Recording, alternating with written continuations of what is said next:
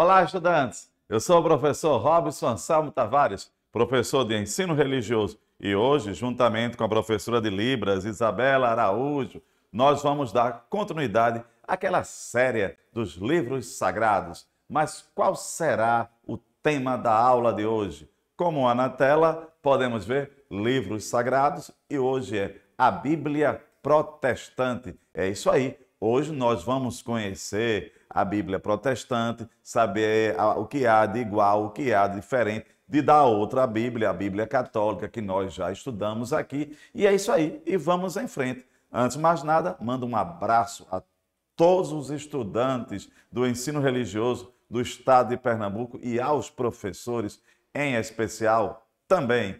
Vamos lá, trago para vocês agora uma reflexão. Vamos ver? Acompanhe comigo. Pensamento: no amor não há temor.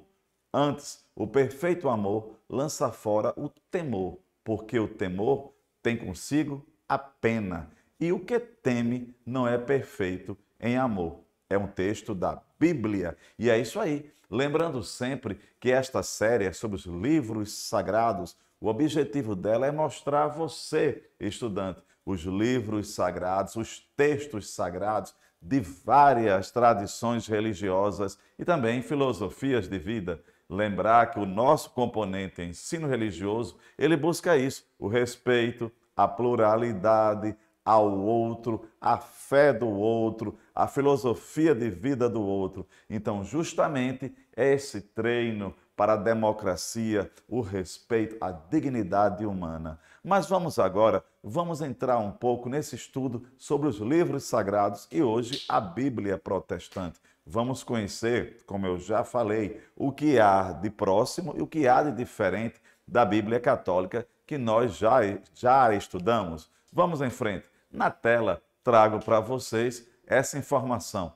A diferença está no cânon, ou seja, versão sagrada do Antigo Testamento, enquanto o Novo Testamento, de ambas, tanto da Igreja Protestante quanto do catolicismo, permanece exatamente igual. Lembram que nós já debatemos aqui que ambas as Bíblias são iguais em relação ao Novo Testamento. A diferença se dá no cânon, ou seja, no Antigo Testamento. E vamos caminhando.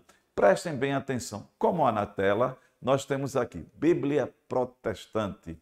A Bíblia Protestante tem apenas 66 livros, porque Lutero, Martinho Lutero, e principalmente os seus seguidores, rejeitaram os livros de, vamos lembrar, Tobias, Judite, Sabedoria, Baruque, Eclesiástico, primeiro e segundo Macabeus, além de trechos de Esther e Daniel. A razão vem de muito longe, razão histórica. Lembram que nós debatemos na aula passada a questão dos textos sagrados, do cânon da Bíblia, certo? Do Antigo Testamento. Nós aprendemos a questão da tradição histórica, a tradição geográfica. Há muita coisa por trás. E é importante conhecer, sempre conhecer a Bíblia do outro, sempre conhecer os textos sagrados para o respeito, a pluralidade. Lembrar sempre a questão do nosso país. O Brasil é um país laico, democrático e o respeito. Olha, falamos aqui o nome de Lutero, mas quem é ele? Nós podemos aprender um pouco mais agora. Na tela nós temos Martinho Lutero. Foi um monge agostiniano e professor de teologia germânico que tornou-se uma das figuras centrais da Reforma Protestante. Nós já temos aí algumas palavras, né? Isso, teologia, germânico, Martinho Lutero, Reforma Protestante, ele fora monge da Igreja Católica Apostólica Romana. Nós já encontramos essas duas palavras, Reforma Protestante. Vamos conhecer, certo? Caminhem comigo, vamos ver. Mas o que foi a reforma? O que é essa reforma? O que é a reforma protestante? Vamos ver, acompanhe. Foi o movimento de renovação da igreja, liderado por Martinho Lutero. E ocorreu, olha o século XVI, e teve início na Europa Central. A reforma protestante foi responsável pela criação de várias igrejas, sendo que todas elas se declaram fora da autoridade do Papa. Então vejam só, como nós acabamos de escutar aqui, as palavras-chave: Martinho Lutero, renovação, Europa Central, Alemanha na questão germânica, o século XVI, certo? Nós aprendemos até então a diferença dos textos sagrados católico e protestante é porque justamente se dá no Antigo Testamento. As igrejas que surgiram após a Reforma não aceitam a autoridade do Papa. Então são pontos, certo? São pontos que vão o quê? Singularizar, certo? Identificar essas tradições religiosas. E aqui trago para vocês uma representação na tela, uma pintura da época, mostrando aqui a questão de Lutero. E ele está, pode observar, com uma roupa de monge, com o hábito de monge, aliás. Então é isso aí. Veja só, conhecer a tradição religiosa e conhecer o porquê que aquele texto é sagrado para uma determinada tradição religiosa. Temos que conhecer o quê? O histórico. Que tal você, estudante? Um desafio agora. Que tal o desafio é vocês pesquisarem um pouco mais sobre a Reforma Protestante, Martinho Lutero, e também conhecer o movimento de Contra-Reforma, que eu não vou explicar agora. Quero que vocês estudem, pesquisem e entreguem aos seus professores. Aqui trago para vocês, certo, uma representação, uma fotografia, na verdade uma pintura icônica, bem famosa, de Martinho Lutero, muito comum em livros de história, certo? Em livros de ensino religioso, você encontrar esta representação desse monge, dessa figura tão singular, tão importante para a reforma, certo? E vamos caminhando. Aí temos aqui agora a relação de Lutero e as 95 teses. Mas o que são as 95 teses? O que será que Martinho Lutero escreveu? Nós já aprendemos que esse monge, certo? Esse ex-monge, aliás, ele e as igrejas, os pensamentos que vieram após ele, rejeitaram, no caso, o quê? A autoridade papal. Então vejamos aqui, acompanhem comigo, as 95 teses ou disputação do doutor Martinho Lutero sobre o poder e eficácia das indulgências. Que tal vocês estudarem, pesquisarem um pouco mais sobre o que é a indulgência, o que são as indulgências? As 95 teses, voltando, são uma lista de proposições para uma disputa acadêmica escritas em 1517 por Martinho Lutero, que fora o quê? Professor de teologia da Universidade Alemã, certo? As quais iniciaram as ideias dele, as 95 teses, a reforma protestante, um cisma da Igreja Católica Romana, que mudou profundamente a Europa. Lembrar que a palavra cisma quer dizer separação.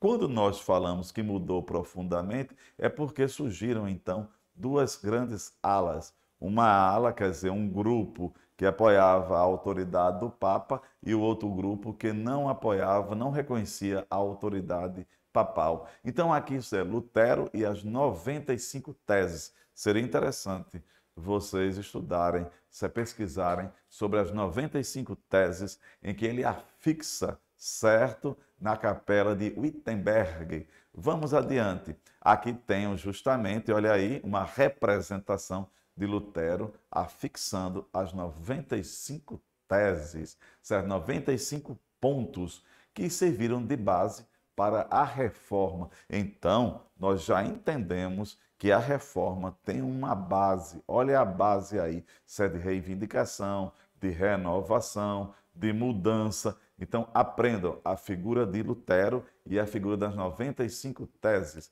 E vamos caminhando.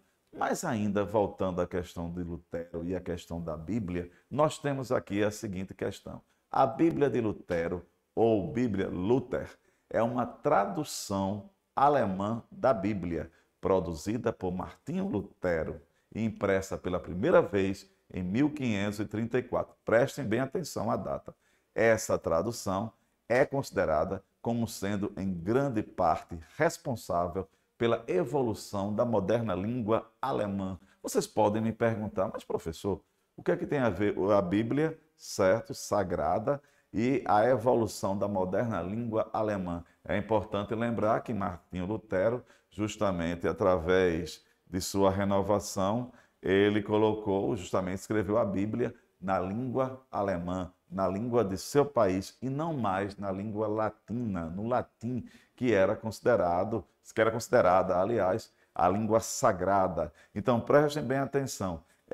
Esse presente que Lutero deu ao seu país e à Europa, justamente quando pega os textos sagrados e os traduzem, certo, para as línguas nacionais, isso incentivou por demais a evolução da moderna língua alemã. Então, nós já percebemos que uma grande diferença está aí, justamente que a Bíblia de Lutero é uma Bíblia traduzida para a língua alemã, a língua do seu país. E aqui eu trago para vocês uma curiosidade. Você sabia? No ano 100 da era cristã, os rabinos judeus se reuniram num sínodo de Jâmina, certo? No sul da Palestina, a fim de definirem a Bíblia judaica.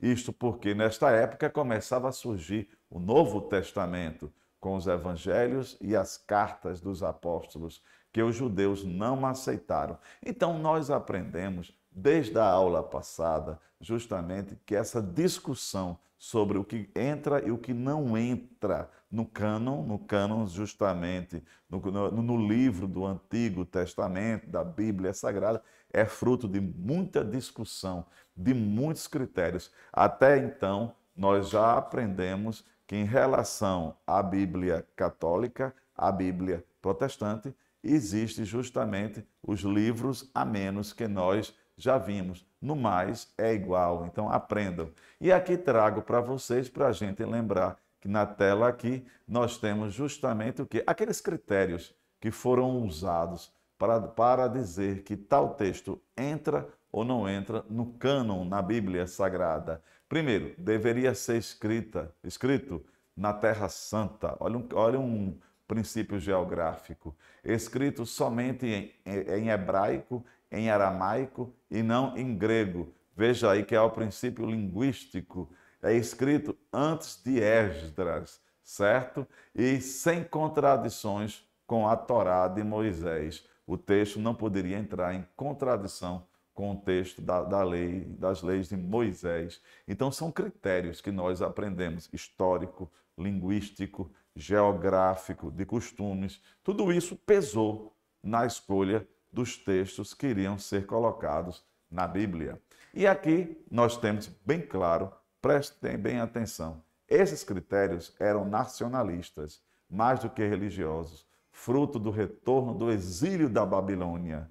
Por esses critérios, não foram aceitos na Bíblia judaica da Palestina, os livros que hoje não constam na Bíblia protestante, citados antes. Aqueles livros que nós citamos, Judite, Tobias, certo? Macabeus 1 e 2, certo? Então, essas são as diferenças.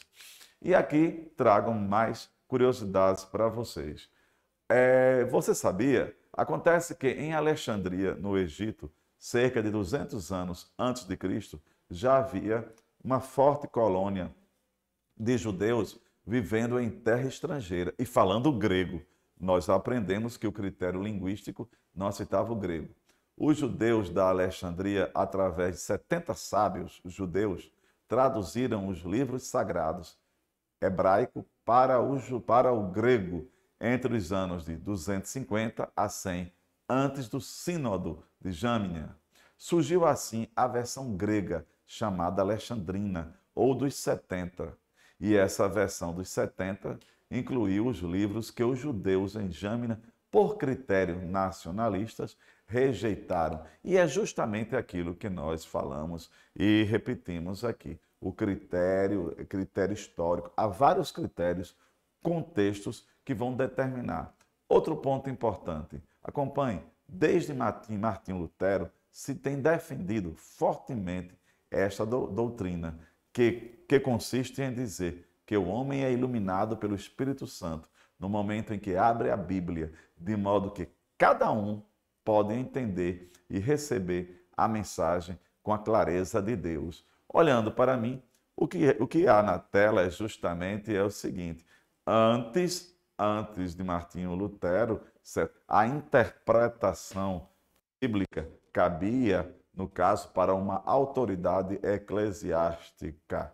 Agora, Martinho Lutero aproxima a Bíblia do leitor, certo? E o leitor, inspirado pelo Espírito Santo, vai interpretar a mensagem bíblica com clareza, certo? A partir da iluminação de Deus. Então vejam só os critérios de escolha do texto, certo? Os critérios aqui de leitura do texto, de interpretação, a quem cabe interpretar finalmente.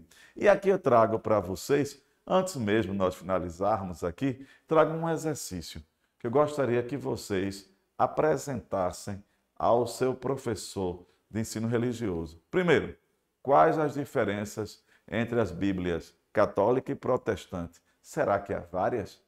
Quais são? Quais os critérios de escolha dos livros sagrados no cânon sagrado, certo? No grupo sagrado? Terceiro, o que Lutero pretendia com a reforma? O que é que ele queria com a reforma? O que é que ele pretendia com a reforma? E quarto, como se dá a interpretação, de modo geral, dos textos da Bíblia protestante? Como se dá? Então, vejam só, voltando a essas perguntas, gostaria que vocês as respondessem, certo? E levassem para o seu professor de ensino religioso. E lembrar que é uma boa chance, oportunidade, aliás, de você conhecer um pouco mais sobre a tradição religiosa, sobre essa tradição religiosa, grosso modo, certo? Iniciada pelo ex-monge Martinho Lutero e que chegou até nós, certo? Através de outras tradições religiosas, certo? Vamos ver aqui em síntese. Vamos ver em síntese. Por fim, é preciso compreender que a Bíblia não define ela mesma o seu catálogo. Isto é, não há um livro da Bíblia que diga qual é o índice dela. Assim, este pode ter sido escrito pela tradição apostólica oral ou de geração em geração e que chegou até nós. Voltando a esse ponto aqui, o que é que nós temos nessa síntese? É um pouco do resumo daquilo que nós aprendemos nesta caminhada até agora. Então vamos lá. Texto sagrado, nós temos o que de hoje? A Bíblia protestante, vimos a figura do Martinho Lutero, vimos a reforma, vimos a palavra indulgência, que ele é contra a indulgência, buscou justamente o que? Uma reforma, uma renovação. Houve uma excomunhão, certo? E houve a excomunhão justamente quando o Papa excomunga da igreja, e houve as 95 teses, certo? Que ele afixou lá na Alemanha, que serviram de base para a reforma. Também nós aprendemos, aliás, nós voltamos àquele ponto dos critérios de escolha dos textos sagrados, linguístico, geográfico, a tradição. Vimos que a diferença entre as duas Bíblias, entre os dois textos, se dá justamente no Antigo Testamento, pois o Novo, certo, é igual. E é isso aí. Finalizando aqui, é importante salientar que nós estamos justamente nesse ponto de que, certo, a tradição, o respeito, a pluralidade. Nós já vimos tantas aulas, vimos as tradições indígenas, a tradição católica e hoje a tradição protestante. Vimos a questão do Martinho Lutero. Então, voltando aqui, é uma série que busca o quê? O respeito, a pluralidade, lembrar a democracia, lembrar que o Brasil é laico, certo? O Brasil é laico. Lembrar da Constituição de 88, né, que é a Constituição cidadã. É por isso que com o nosso componente nós buscamos o quê? Que você, estudante, no futuro, futuro já, na verdade, seja o quê? Democrático e o respeito.